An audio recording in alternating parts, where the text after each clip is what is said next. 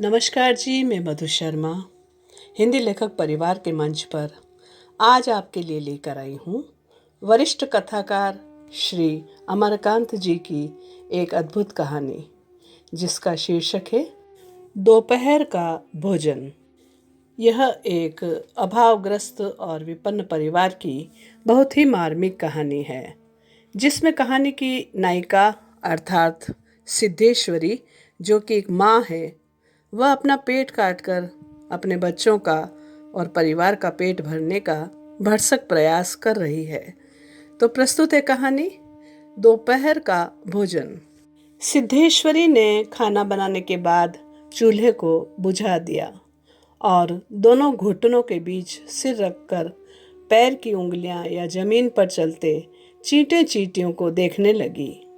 अचानक उसे मालूम हुआ कि बहुत देर से उसे प्यास नहीं लगी है। वह मतवाले की तरह उठी और गगरे से लोटा भर पानी लेकर घट घट चढ़ा गई। खाली पानी उसके कलेजे में लग गया और वह हाय राम कहकर वहीं जमीन पर लेट गई। आधे घंटे तक वह उसी तरह पड़ी रहने के बाद उसके जी में जी आया।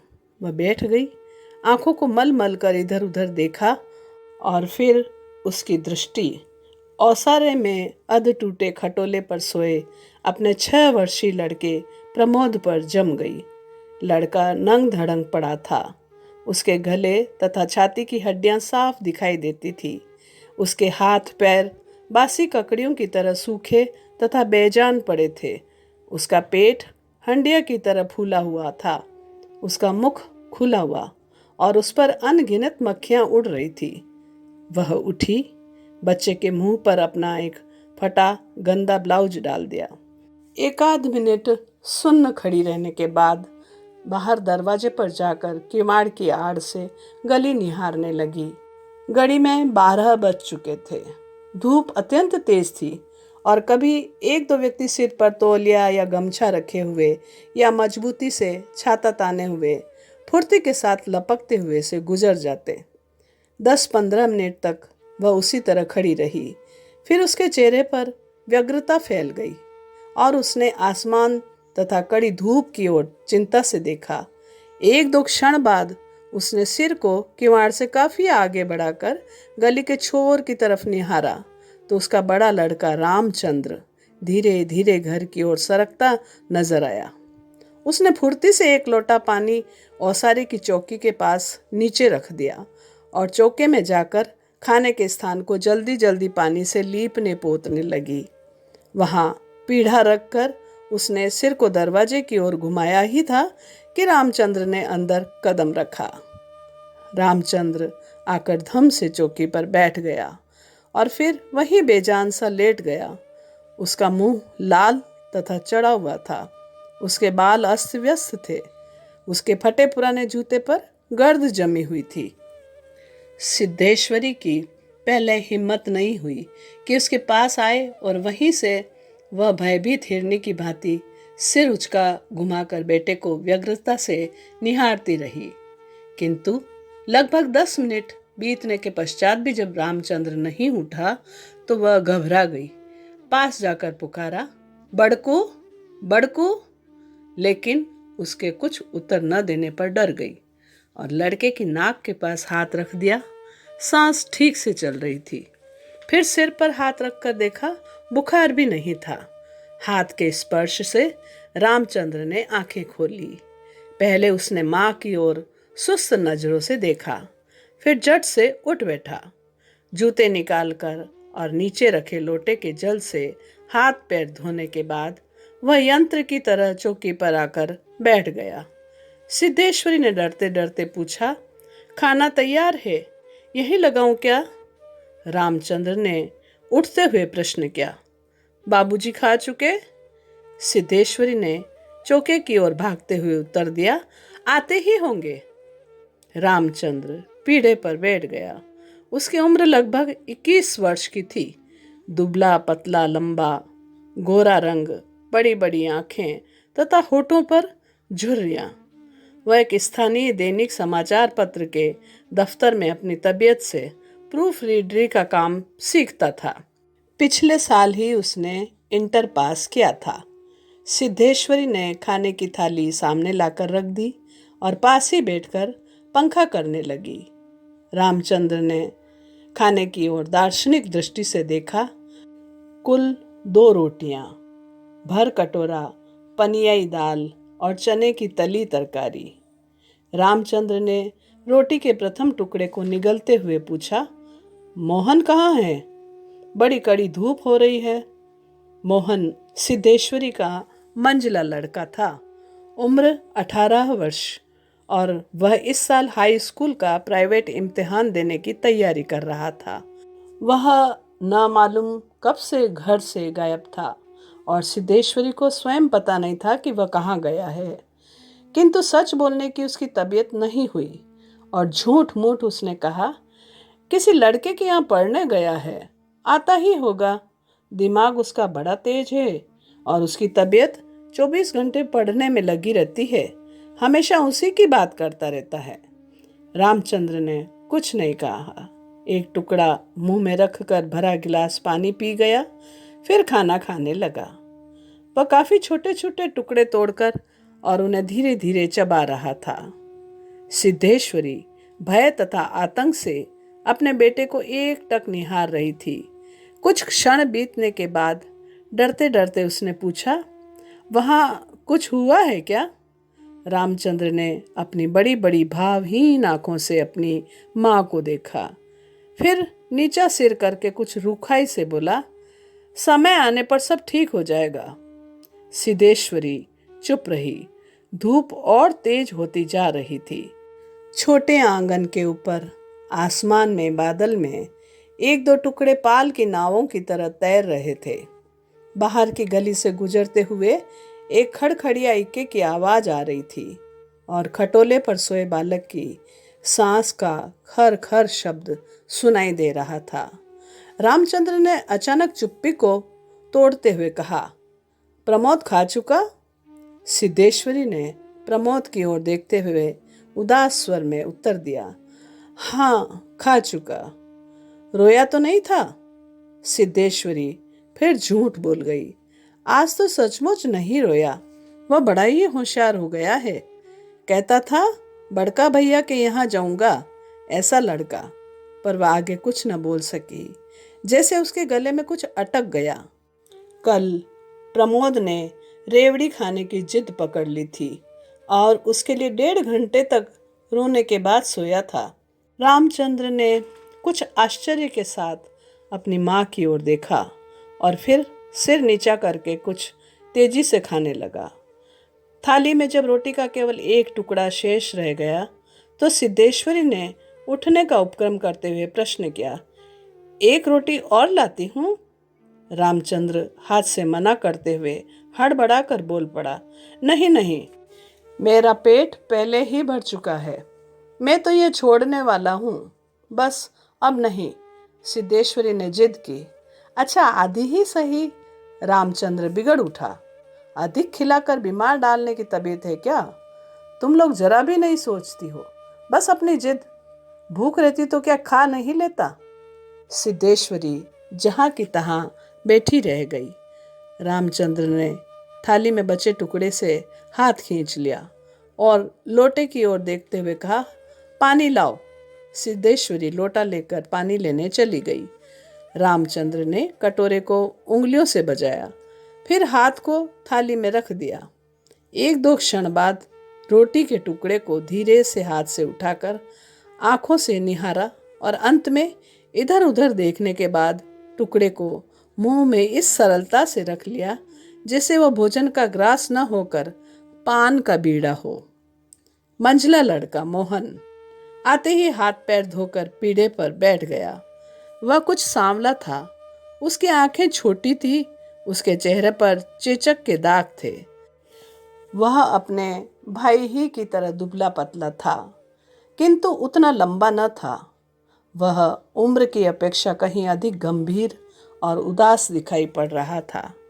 सिद्धेश्वरी ने उसके सामने थाली रखते हुए प्रश्न किया, कहाँ रह गए थे बेटा?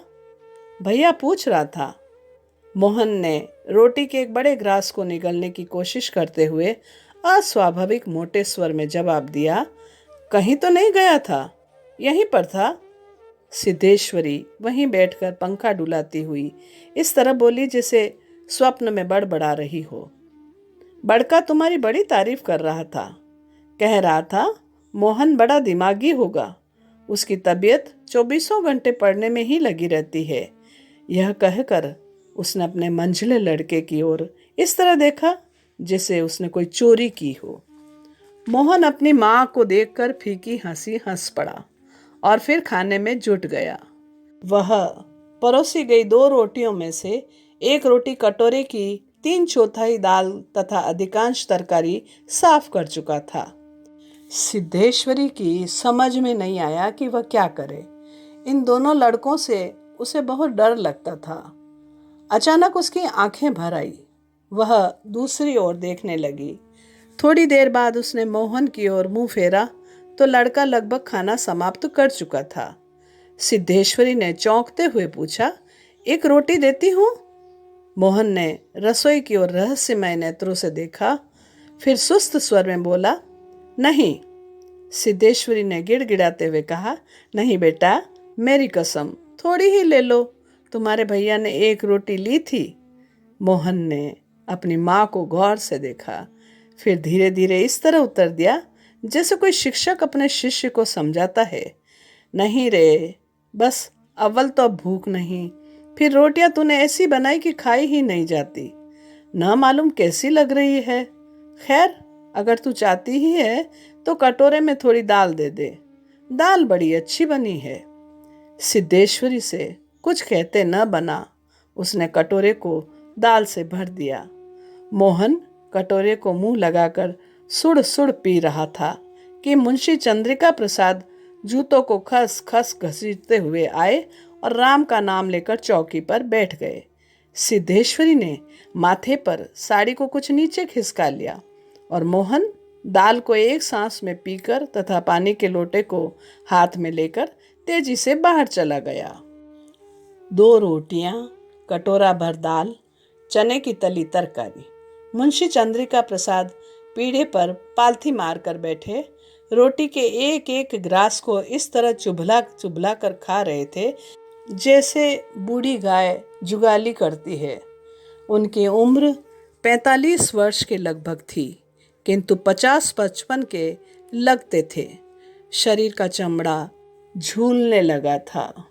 गंजी खोपड़ी आईने की भांति चमक रही थी। गंदी धोती के ऊपर अपेक्षाकृत कुछ साफ बनियान तार तार लटक रही थी।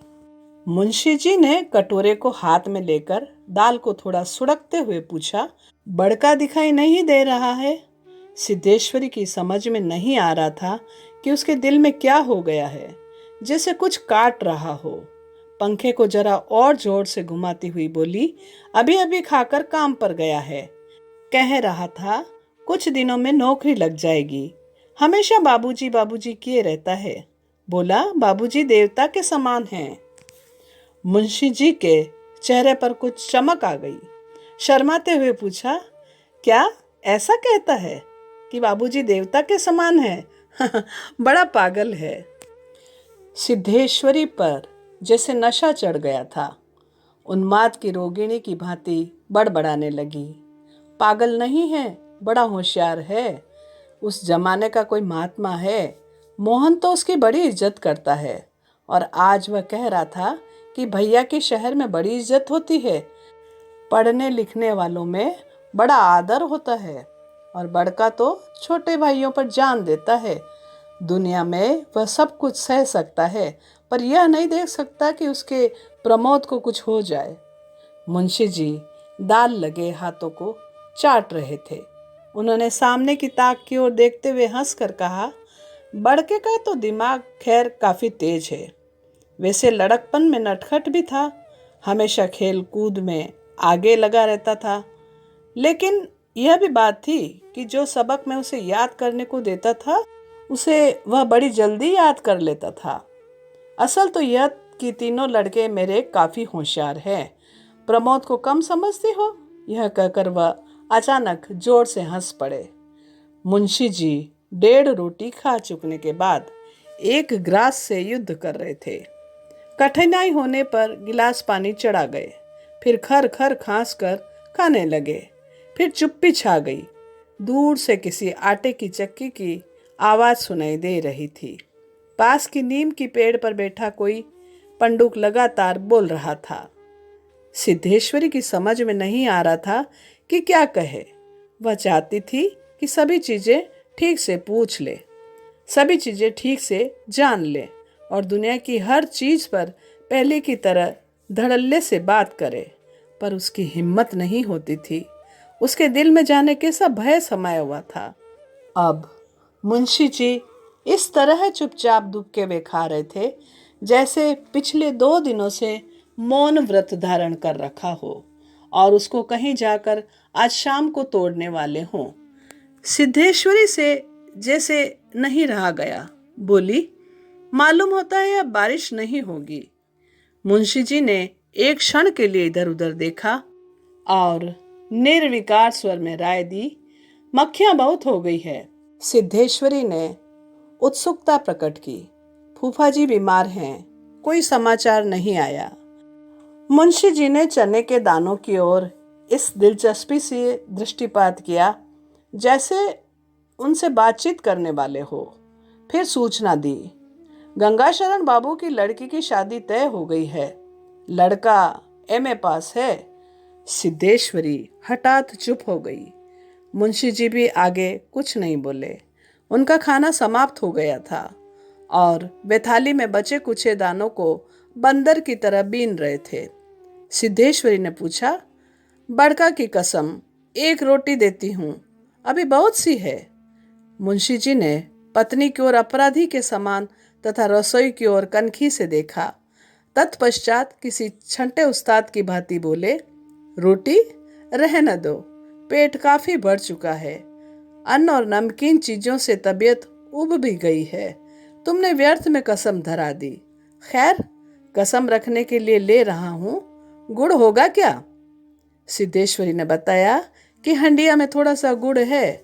मुंशी जी ने उत्साह के साथ कहा, तो थोड़े गुड़ का ठंडा रस बनाओ, पीऊंगा।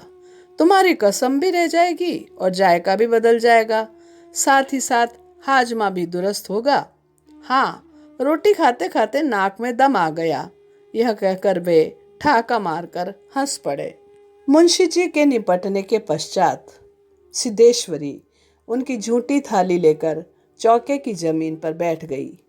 बटलोई की दाल को कटोरे में उड़ेल दिया, पर वह पूरा भरा नहीं। छिपुली में थोड़ी सी चने की तरकारी बची थी, उसे पास खींच लिया। रोटियों की थाली को भी उसने पास खींच लिया। उसमें केवल एक रोटी बची थी, मोटी भद्दी और जली हुई। उस रोटी को वह झूठी थाली में रखने जा रही थी कि अचानक उसका ध्यान ओसारे में सोए प्रमोद की ओर आकर्षित हो गया। उसने लड़के को कुछ देर तक एकटक देखा, फिर रोटी को 2 बराबर टुकड़ों में विभाजित कर दिया। एक टुकड़े को तो अलग रख दिया और दूसरे टुकड़े को अपनी झूठी थाली में रख दिया। तदुपरांत एक लोटा पानी लेकर खाने बैठ गई। उसने पहला ग्रास मुंह में रखा और तब न मालूम कहाँ से उसकी आंखों से टप टप आंसू चूने लगे। सारा घर मक्खियों से भन भन कर रहा था। आंगन की अलगनी पर एक गंदी साड़ी टंगी थी जिसमें पैबंद लगे हुए थे। दोनों बड़े लड़कों का कहीं पता नहीं था। बाहर की कोठरी में मुंशी जी औंधे मुंह होकर निश्चिंतता के साथ सो रहे थे, जैसे 1.5 महीने पूर्व मकान किराया नियंत्रण विभाग की क्लर्की से उनकी छटनी न हुई हो। शाम को उनको काम की तलाश में कहीं जाना न हो। तो यह थी श्री अमरकांत जी की कहानी दोपहर का भोजन। उम्मीद करती हूँ आपको पसंद आई होगी। पसंद आई हो तो कहानी को लाइक करें, कमेंट करें और हाँ, अन्य साहित्य प्रेमियों तक इस कहानी को अवश्य साझा करें। धन्यवाद। अगर आपको रचना पसंद आती है तो लाइक और कमेंट्स ज़रूर करें और शेयर कीजिए।